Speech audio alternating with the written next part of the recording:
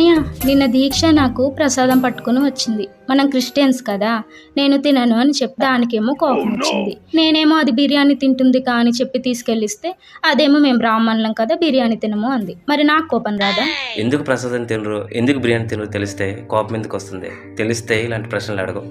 ప్రతి రిలీజన్స్కి ధర్మాలు, నియమ నిబంధనలు అనేవి ఉంటాయి. బ్రాహ్మణ్స్ మాంసం తింటే పాపంగా భావిస్తారు కాబట్టి తినరు. క్రిస్టియన్స్ విగ్రహం పెట్టింది తినకూడదని బైబిల్లో ఉంటుంది కాబట్టి తినరు. మన భారతదేశంలో వివిధ రకాల మతాలు, సంస్కృతి, సాంప్రదాయాలు ఉంటాయి. వాటిని పాటించేవారు ఉంటారు, వాటిని పాటించిన వారు కూడా ఉంటారు. నీ ఫ్రెండ్ బిర్యానీ తిందంటే తాను ఎందుకు తిందో అర్థం చేసుకో. నువ్వు ప్రసాదం తినకపోతే తనకు అర్థమయ్యేలా చెప్పు. అంతేకాని అర్థం పర్థం లేకుండా కోపం తెచ్చుకున్నావు అనుకో, బుర్ర మోకాల్లోనే ఉంటుంది. అన్నయ్య, నా బుర్రే మోకాల్లో లేదు, మోచేతుల్లో ఉందా మరి?